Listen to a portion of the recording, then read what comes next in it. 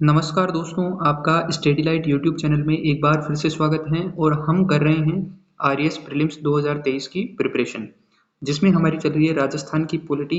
राजस्थान की पॉलिटी में आज का हमारा टॉपिक है राजस्थान लोक सेवा आयोग।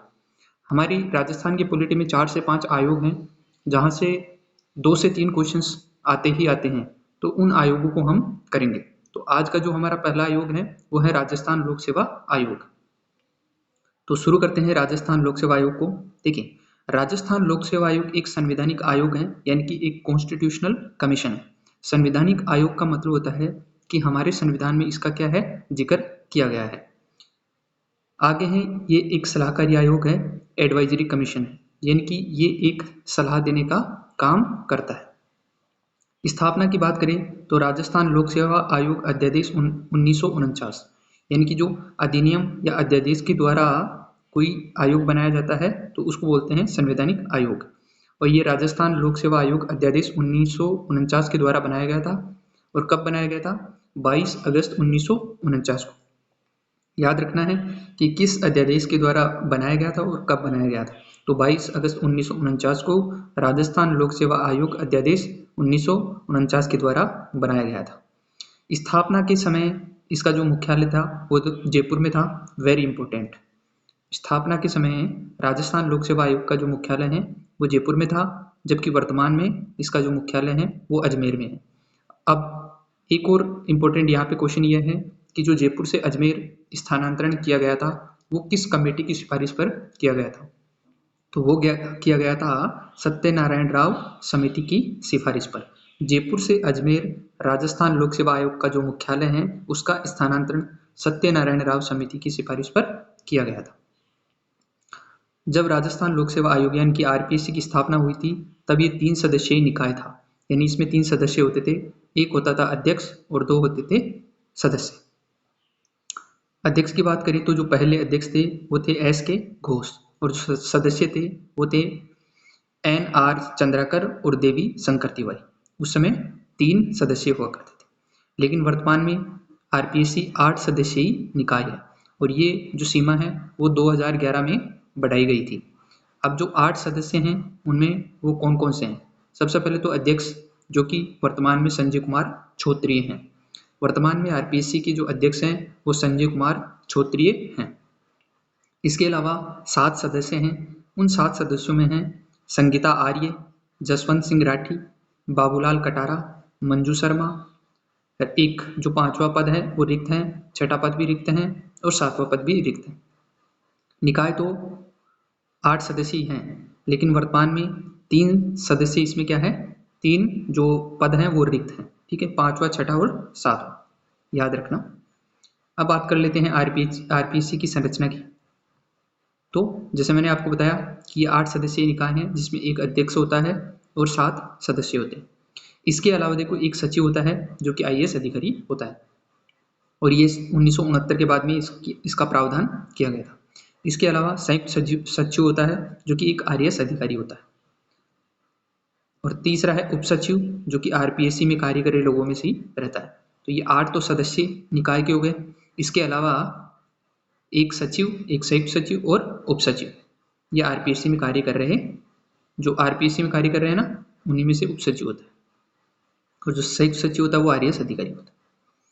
अब बात करते हैं आरपीएससी के सचिवालय की। आरपीएससी का सचिवालय का अध्यक्ष कौन होता है? सचिव, जो कि एक आईएएस अधिकारी है। सचिवालय में कौन कौन बैठते हैं? तो एक सचिव, संयुक्त सचिव और उप सचिव। संयुक्त सचिव और उप सचिव सचिव के अधीन कार्य करते हैं। इनकी भूमिका क्या है? तो ये आरपीएससी के अध्यक्ष व सदस्यों को क्या करते हैं? सहायता करते हैं। आरपीएससी के सदस्यों में वृद्धि का अधिकार किसको है? राज्यपाल को। जिस प्रकार UPSC, union public service commission, जो कि केंद्र में है, उसमें सदस्यों में वृद्धि करने का अधिकार राष्ट्रपति को है, उस प्रकार स्टेट के अंतर्गत जो स्टेट पीसीएस कमीशन होता है उसमें सदस्यों की वृद्धि करने का अधिकार राज्यपाल को होता है। अब बात कर लेते हैं योग्यताओं की। तो 50 सदस्य केंद्र या राज्य सरकार के अधीन होनी चाहिए और न्यूनतम 10 वर्ष का उनको अनुभव होना चाहिए। आरपीएससी के अंतर्गत जितने सदस्य होंगे उनमें से 50% क्या होनी चाहिए? केंद्र या राज्य के अधीन, और जिनको 10 वर्ष का अनुभव होना चाहिए न्यूनतम। और 50% सदस्य कौन होंगे? शिक्षाविद, वकील और पत्रकार। आरपीसी के अध्यक्ष व सदस्यों की नियुक्ति की बात करते हैं तो इसका उल्लेख किया गया है संविधान के अनुच्छेद 316 में। राज्यपाल द्वारा मुख्यमंत्री व मंत्रिपरिषद की सलाह पर आरपीसी के अध्यक्ष व सदस्यों की नियुक्ति की जाती है। सलाह तो कौन देता है? मुख्यमंत्री व मंत्रिपरिषद, और नियुक्त कौन करता है? राज्यपाल। आरपीसी का कार्यवाहक अध्यक्ष की बात करें तो अनुच्छेद 316 1A में दे रखा है, ठीक है। 1 के अंतर तो दे रखा है उनका किसका उल्लेख? अध्यक्ष व सदस्यों की नियुक्ति का।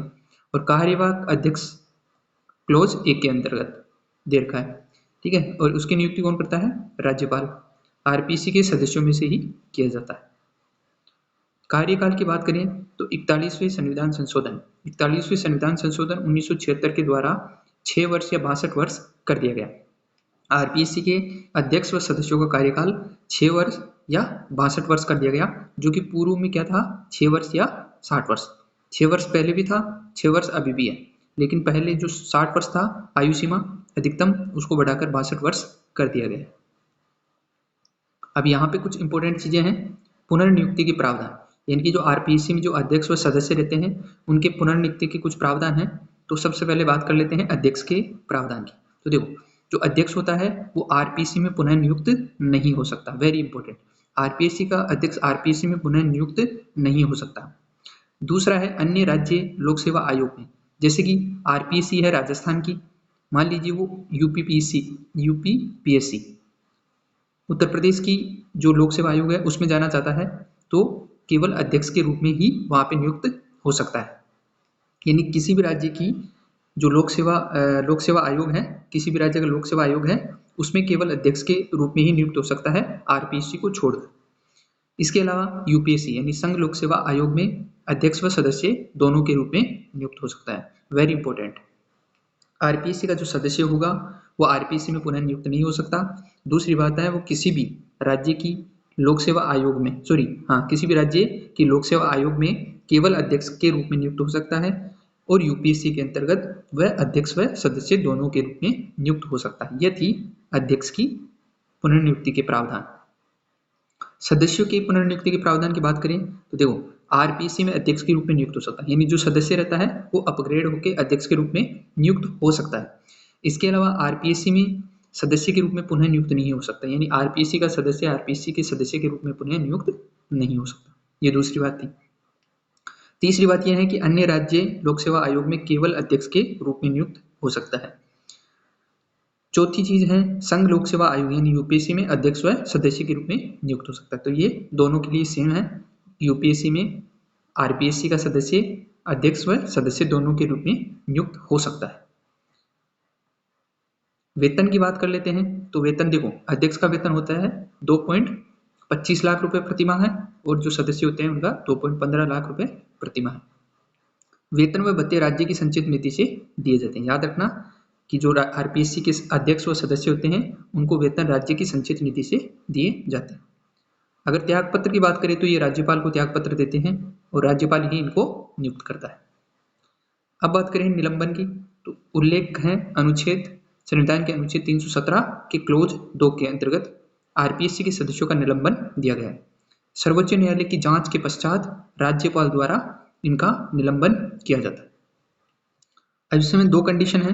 देखो, हटाने आरपीएससी के अध्यक्ष व सदस्यों को हटाने की 2 शर्तें हैं।